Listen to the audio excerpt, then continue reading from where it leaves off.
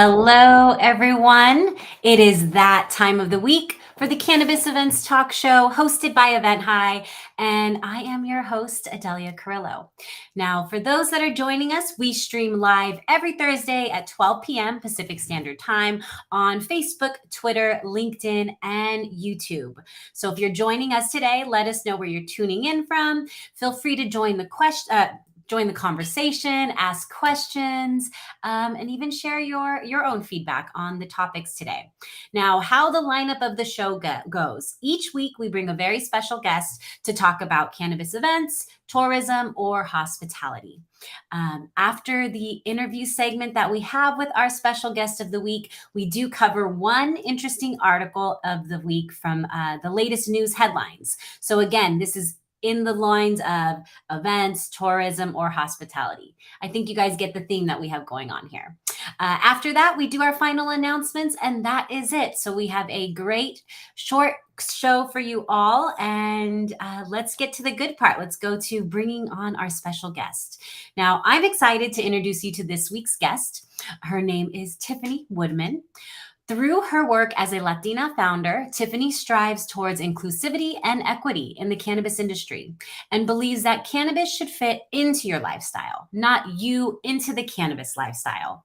She created the self-care boutique Canna Bella Lux in 2019 as a safe space for women to explore cannabis accessories and self-care while highlighting women and minority brand owners.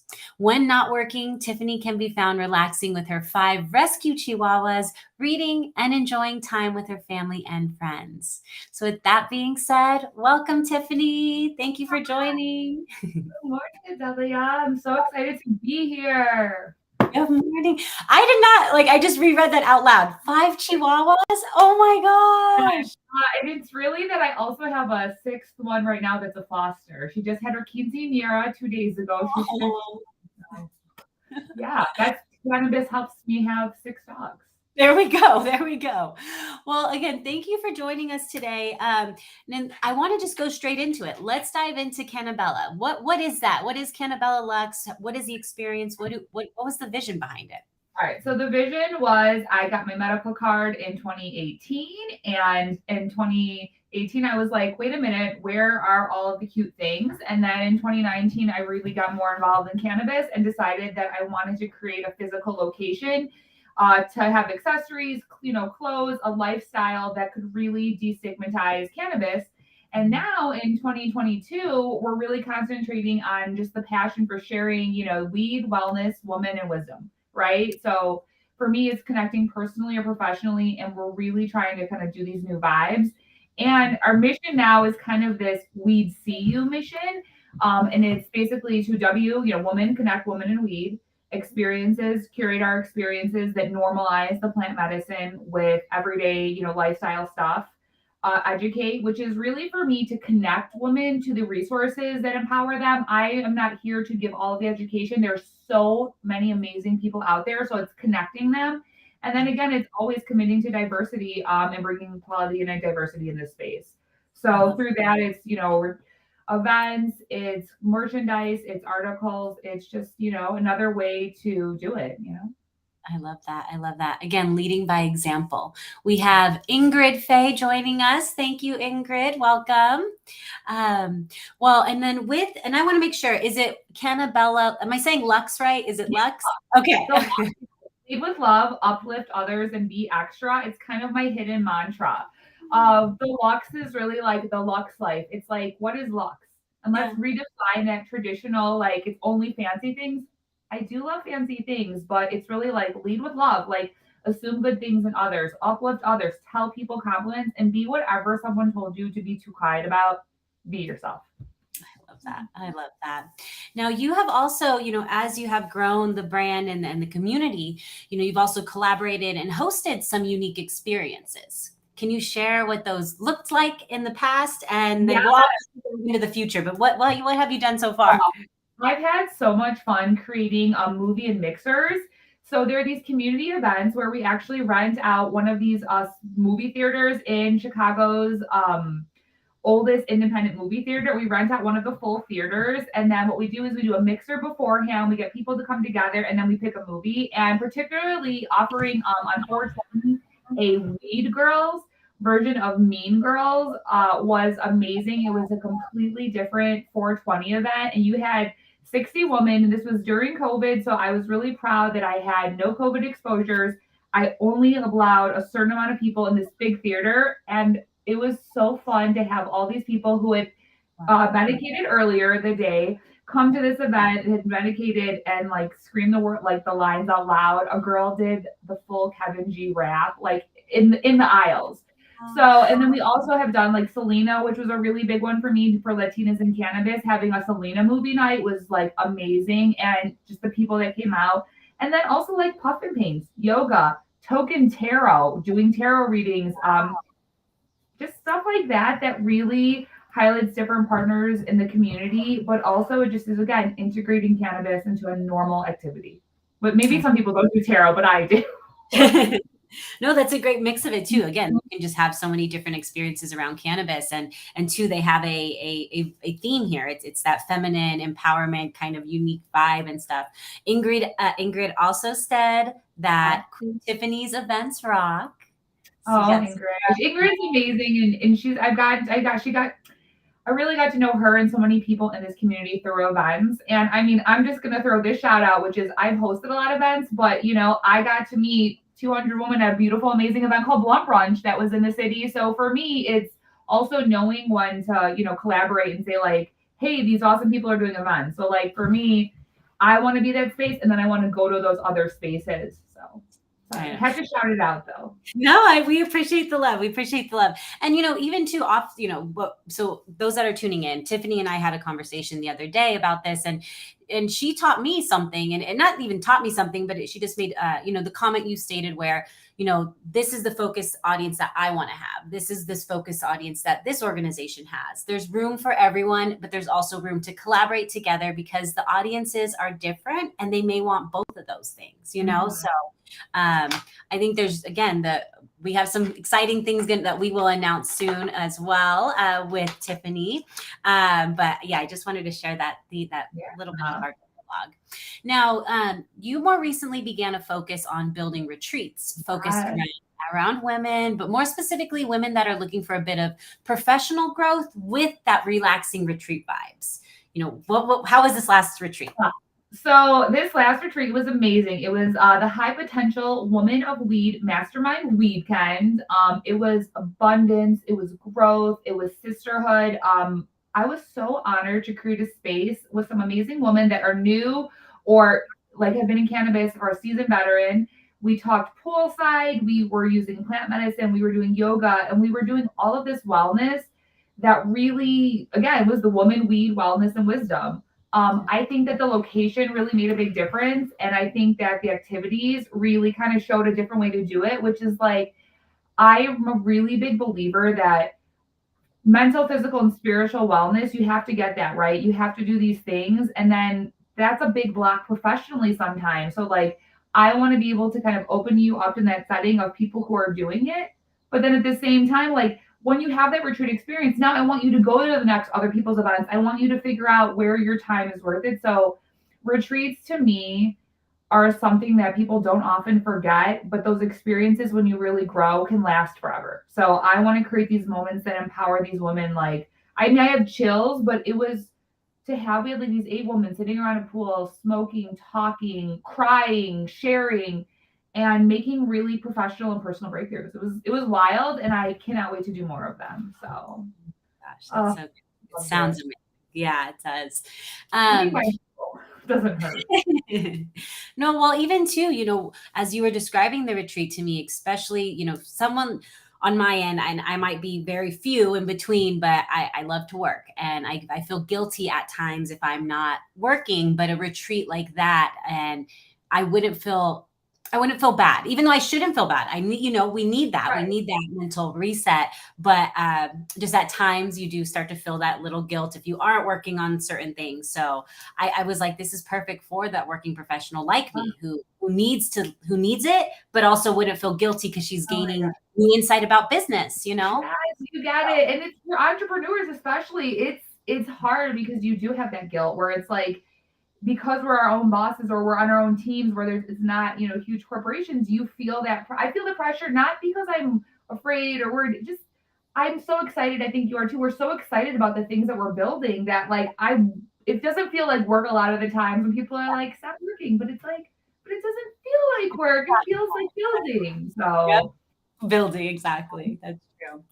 Now, so as more for advice to other event organizers, why is it important for an event organizer to understand who their audience is? I will say, number one, there's a reason that the first of those five W's is who. Who is the most central thing to the success of any event because you really have to cater your details and cater your experience to those people. That's how you measure success of an event. If you are saying, I want to throw a cannabis event and you are trying to say everybody, that is a huge ask. That is like everyone. But have you ever had to get your family or a group of friends try to pick one restaurant? Like, so I think the who is the most important because it's going to set the theme, the temperature of the room, physically and literally. It is going to matter why you're doing it, the sounds, the noise, the food. Is there even food? Is there parking? I mean, if you have an event for a bunch of 25-year-olds, you might not have to worry about parking as much. But if you have a senior event or a different event, you really should worry about parking. So I just really believe the who sets the entire tone for the event. And if you forget who that who is, I think a lot of times that's where events will not be as successful as they could be. That's a good point. Very good point. Right. Ilanta, if I'm pronouncing her name, Alante. Ilante, she commented that you are a pioneer in the Chicago cannabis space. I'm very lucky that I work with some amazing people. Alante actually directed our retreats and is someone who is through Blazebex Media doing a lot as well with that. So for me, again, it's this collaboration. Like when you throw these community events, I get to meet new people every time that teach me that I can learn from, that I can teach them. So like the who really does matter because I found my group and community through these events and throwing them. And I said to myself, like, Tiffany, you like bougie things or fun things or self care and cannabis. There have to be other women like you. You like Uggs. You like pumpkin spice lattes. You like comfy clothes. Like, and to me, a basic B is really a woman who likes to share what she loves with other women. I love that. Yeah. So, right? So I think the who matters. My who is woman. I think your who is woman too, and it helps. Yeah, exactly. Well, next up, you have your upcoming event in Las Vegas. I know it's, a lot of things that might be still kind of shush, but what can you share about the experience? Well, I'm so excited. It's the Canna Bella Oasis. I say it's a first of its kind of networking and wellness event. It's really highlighting women in cannabis. It's during the biggest cannabis week at MJ BizCon. I mean, it's the biggest week. It was the first event that I was like, I've made it. I went there last year and I was like, okay, Tiffany, you got there. And it's really about experiencing luxury and relaxation as you kind of network and chill in this like oasis of weed and wellness. It's really about creating a space that's safe for women, the queer community, trans community, people of color in a lot of events that people sort of think Vegas is a free for all, and it's not really a free for all. We still have to go back and have these professional lives. So I thought to myself again, like, all right, what event were you craving last year that you didn't get to go to? Like, what was the thing that you really wanted to do at night? Because I went to a lot of these nighttime parties, and I like was overwhelmed and the alcohol. So we are creating this event, you guys. It's at a private mansion. It is just natural. It's pools, it's calm. Think mocktails with THC. Think small fire pit chats. Think kind of like a network speed dating type thing. Just think if you could go to an event and you're not worried, you're in comfy clothes. You don't have to have the pressure of heels. You can hear the person you're talking to. You can make these solid connections and you can take away a lot of the anxieties that make us happen at these professional big events. Then you have a space where you can really sell yourself the best. And I want people to have the opportunity to connect with people who want to be connected and who want to really like comfortably share. With my anxiety, I know that I'll talk too fast, blah, blah, blah, blah. So if I'm at a place where I can actually consume cannabis offsite at a private place, have that experience where I just feel no pressure, I know that other people want it too. And it has been an amazing response to have people who just want a different night event, you know? You saw a missing need and you're creating it. Yeah. That's So I think it's like if you see it, you got to do it. And there will always be people that will want to come on board. If you build it, they will come. So. yes, exactly. Now, how can other brands get involved with this event? I'm assuming there are opportunities. Yes, I'm really excited because this event means a lot to me, and I want sponsors to understand and who say, and I'm so excited because they really are believing this, which is like women are important. This is important. So CannaBellaLux.com, Tiffany at Canna Bella Lux. I will have our decks ready to go. They are up there to share. And I really believe that however someone can sponsor with a small, monetary donation to a larger one, this is the kind of event that really shows that women consumers were 51% of the growing market. Cannabis executives, even though there's not a lot of women cannabis executives and people say they want it to grow, well, this is a great way to sponsor that kind of connection. So again, CannaBellaLux.com or Tiffany at Canna Bella Lux. Perfect. Now, with this event too, I hear there's a give back component Yes. right, for this event? This is so I am really hopeful and I believe in the cannabis community and sponsors enough that I would like this event to be fully sponsored so that 100% of the ticket sales that are donation based can go to This Is Jane. This Is Jane project is amazing. It's a nonprofit organization. It shed lights and builds community and uplifts the lives of women and non-binary trauma survivors. As they say, Jane is any self identified woman or non binary person who chooses plant medicine to confront, process, and heal trauma. They believe cannabis can be a bridge and a vessel. That to me hits home so hard to the reason why I do retreats, to the reason I have a cannabis, community that I want, which is like we all have trauma.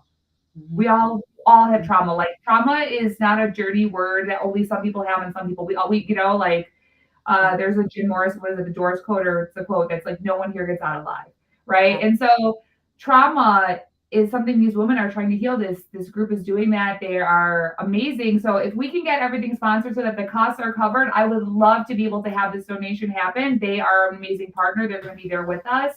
Miss Kindness Bee, her. So, I mean, I think that it's something that's close to a lot of our hearts. And I really want to be able to always have this thing where I'm able to help somebody through an event.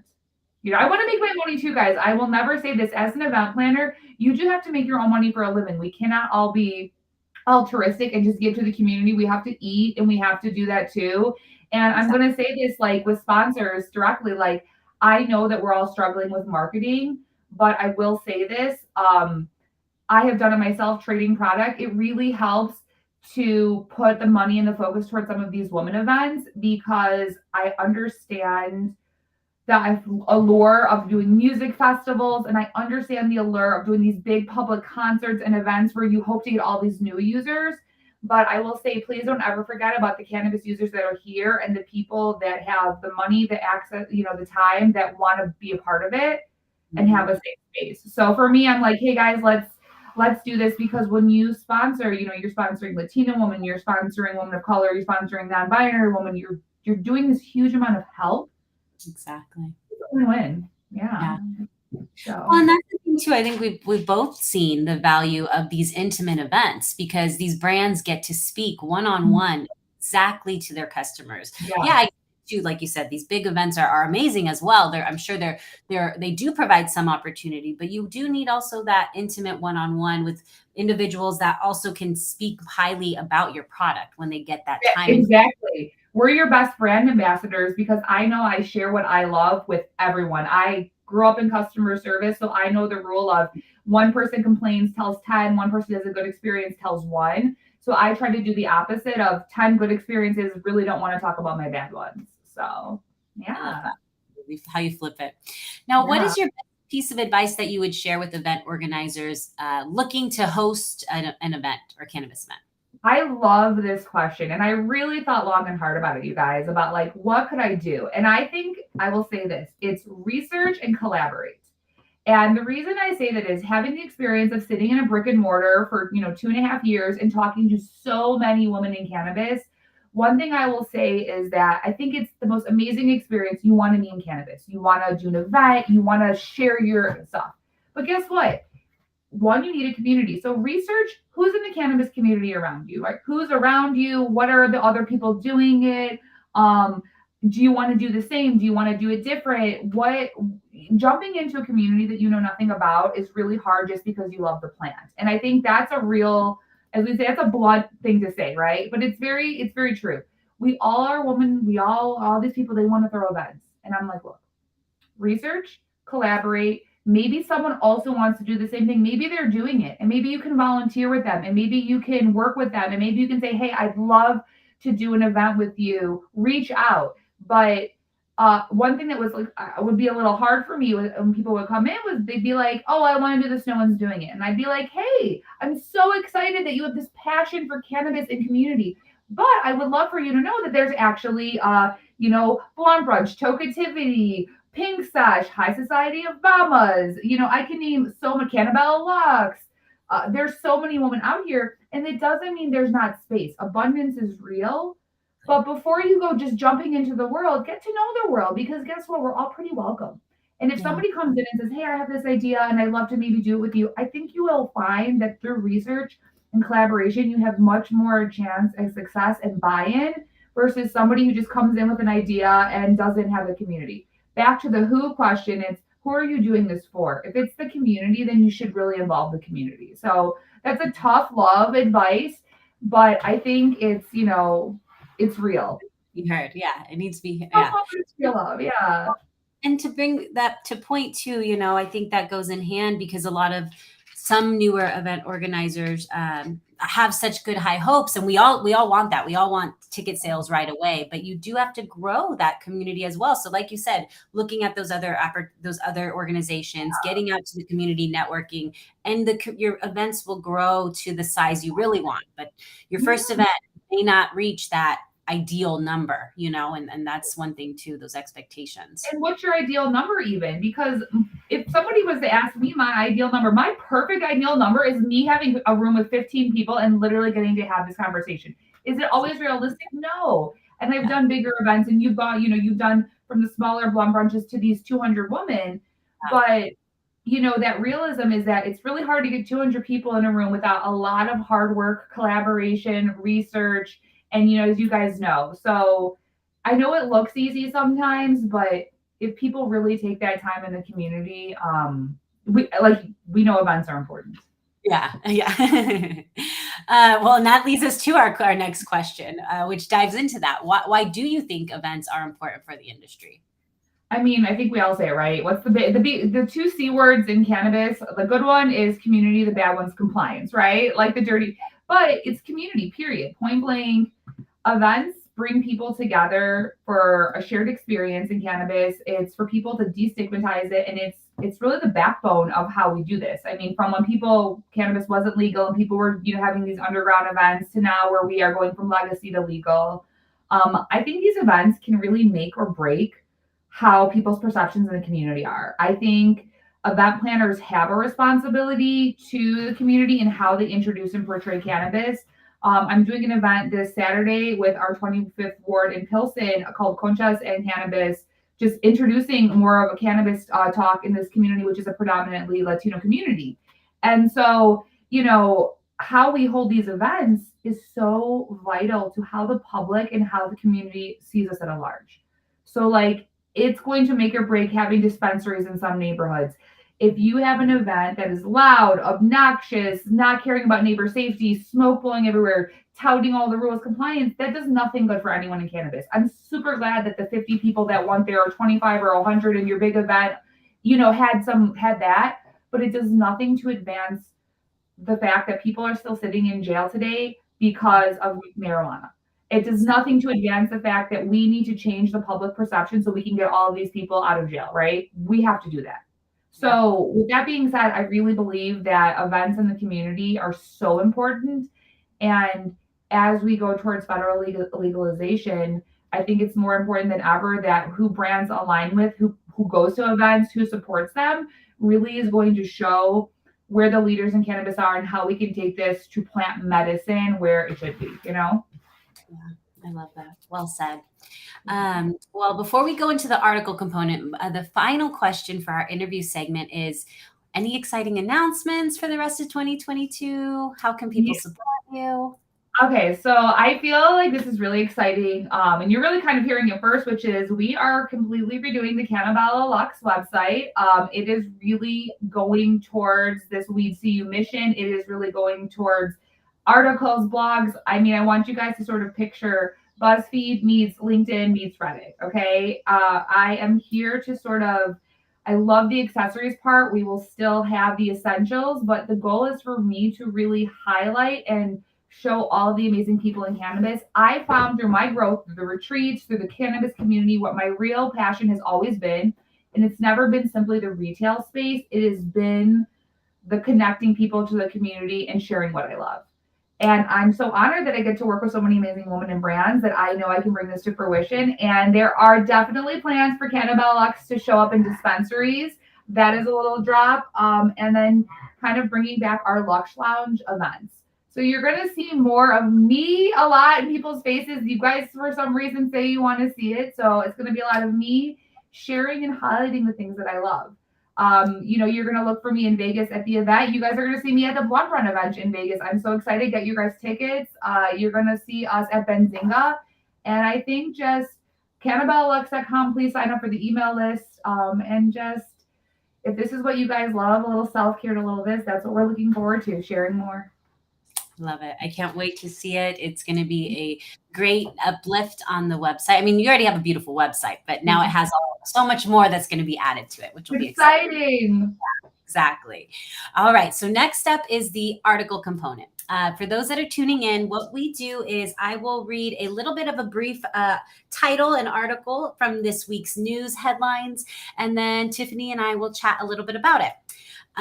So this week's article, Cannabis Beverages business hit with a $45,000 fine for violations at Mile High 420 Festival. So a cannabis beverage business is going to be paying $45,000 in fines after breaking rules at Denver's Mile High 420 Festival held in April. The violations resulted in first a $15,000 fine and then an additional $30,000 fine, which will be held in suspension for a year in case of future violations. Now, this was Denver Packaging Company, which also operates as Keef Brands. They did admit to violating to 7 violations on April 20th, which included unlawful acts, packaging and labeling, according to city documents issued this Thursday. And the business will have to pay these fines in 90 days. Now, the owner, Andrew Vernon, signed the settlement agreement on August 24th, and the order includes stipulations for the company to be licensed in Denver as a marijuana retail manufacturing MIP company. Denver Department of Excise and License Inspector Brooke Bierman reported that she stopped by Denver Packaging Company booth at the festival where the business had Keef brand products on display, a large advertising sign, and 2 full coolers of the products. Now, the issue of how this all stemmed was basically the event organizer, Adam Smith, told Bierman and told all sponsors basically that he had communicated with these sponsors that they were not allowed to have any product on site, according to city documents. So after Vernon arrived, he said the products came from Platte Valley Dispensary in Denver, and he agreed to remove the products from the event. However, even though he agreed to remove them, he still had this violation, and the department ordered the company to appear on July 21st, which led to this latest case of him having to pay $45,000 in fines. Oh. So, Tiffany, what are your thoughts? All right. Well, one, I actually love this brand. It's got a delicious, like infused root beer, so I love them. But I will say this: compliance is key. And they were non-compliant. And the truth is that it ruins it for the rest of us. Everybody would love to have their product in an event. Everybody would love to give it out. But like Drink Can, they have specifically unspiked cans that they give out at events. So it is like just a flavor with no THC. So it is possible for a drink brand or any brand to have CBD versions or like just the non-medicated versions of things. So Exactly. unfortunately, I think they deserved it. I think that this should really show to other people. It's follow the rules. Yep. How hard is it to follow the rules? They do it for a reason. Somebody was like, they're not going to catch us. They don't care. But that's an unfair advantage over other people who follow the rules. Yeah. So it's like, guys, follow the rules. I know that everyone believes that cannabis is a free for all, but it's still unfortunately it's a corporation, it's a business like anything else. It's licensed. They worked really hard for that license, and I don't think that they should lose their license over this. But I do think if they have anything else happen, I mean, honestly, like a suspension is pretty severe, and I don't think for having it in 2 coolers it deserves a suspension. But I think the fine should talk, and then I think if they do it again, yeah, sorry, like there are too many people out there willing to follow the rules to make the money. Yeah. I mean, you're right. And they removed the product too. So you're right. Like, I get the fine component, but the suspension does seem a little bit more drastic. Maybe it's the example. They just want to, they're kind of drained. The other problem is that with cannabis beverages, they look like they're regular drinks. A little kid is gonna see root beer, right? So like if a little kid grabbed, and I know that people are like, oh well, a kid shouldn't be there. There's a lot of what ifs. Let's all think like a lawyer, which is worst case scenario is that a child got a hold of that, or somebody went to that fair, grabbed it because they didn't know how to read and they were going with their kid to try out cannabis, and someone in that household got that. Yeah. Guess what? Now you have somebody who potentially a child could have that, potentially someone who's never had cannabis. Like there's rules for a reason. Exactly. So follow them, and let's not ruin it for everyone else. Because I think people, I'm not sure if like in Colorado, I know that's going on, but like in Illinois, we have a lot of compliance issues, and then people are kind of like running a free for all, and I'm like, okay, you do you. I'm over here on Compliance Central because I don't want to break those rules and I don't want to ruin it for anyone else. Well, one thing too about this event, so you brought up a good point. Yeah, they say kids aren't supposed to be, but this event last year wasn't a 21 and up event, so there were kids there. So I think that's also another play. However, Denver, the 420 Festival is trying to work with the city to move it forward, making it 21 and up. But again, that's a perfect example. There were kids there on site, so it could have definitely happened. And I am curious if did the dispensary bring it like to them? Because they said it came from this one dispensary. So was it like an error, or did somebody grab the cooler? Did somebody make a decision also that, I always say this, you hear stories about certain employees are like, I've been an hourly employee many times in my life, and like, they're like, oh, this hourly employee did this at a retail store, and the company's terrible. And I'm like, okay, the company is not always at fault for every employee. Yes, that person represents the company, but we don't know. So I think they could probably afford this fine. I think, and then again, 30,000 of it, if they don't do anything else, will come back to them. So I think 15,000 in a cannabis brand is not. Yeah, it's a lesson. It's a lesson. Well, and I think too, hopefully this also plays a part to other brands to learn that, really respect. I mean, obviously I'm hopeful that they respect the event organizer, but really respect the requirements that the event organizer has, because like you said, they have gotten it approved by the city. They're working closely with the venue. They've gone around and put this all together so you can have a successful event. Right. So, if they say no cannabis or only CBD or XYZ, follow it. You signed up for it, and Absolutely. I mean, I think I told you, and I think we may have or may not an experience I had at my I think it was my Selena event. Somebody was passing out edibles that I had not approved of, and I did not know until like a week later. And I was like, oh my god, I like freaked out because I was like, no, I promised my sponsors I work with like licensed brands. I promised them these things, and this person was just doing it, and I was like, my friend, like, that's a really uncool thing to do because I'm at this movie theater and they can't have that. And so now it's like a jeopardization of not only my relationship with brands, my relationship with the movie theater's license, like all of these things. And everyone's always like, oh, and I'm like, no, because it's people's livelihood. So, but I will tell you this, Keef is still delicious. And if anyone hasn't tried their sodas, I do highly recommend them. They're infused. I will say, I agree.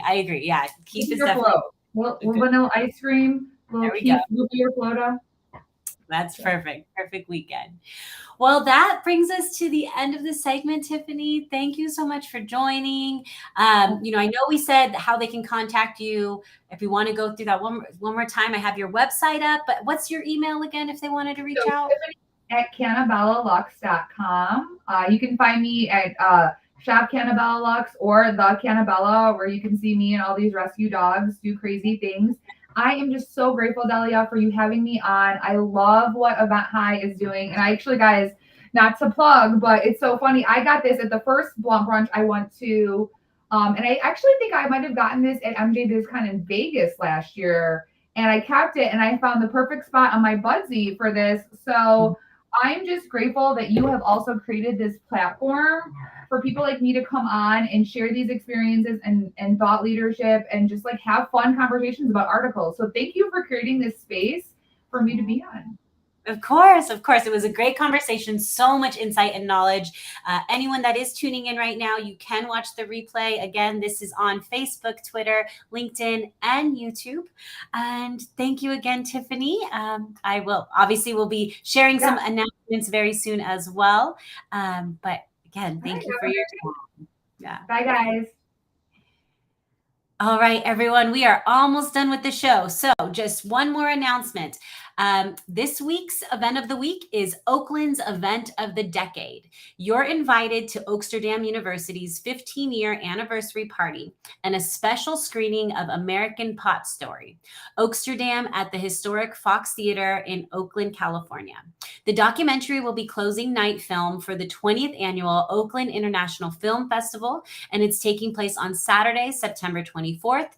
Doors will open at 5 p.m. Now, who is going to be attending? This is going to be business owners, elected officials, media, affiliates, and alumni, luminaries from the social justice movement, industry, and journalists from prominent media who appear in the documentary have also been invited, including the New York Times, Rolling Stones, Los Angeles Times, and the Bay Area News.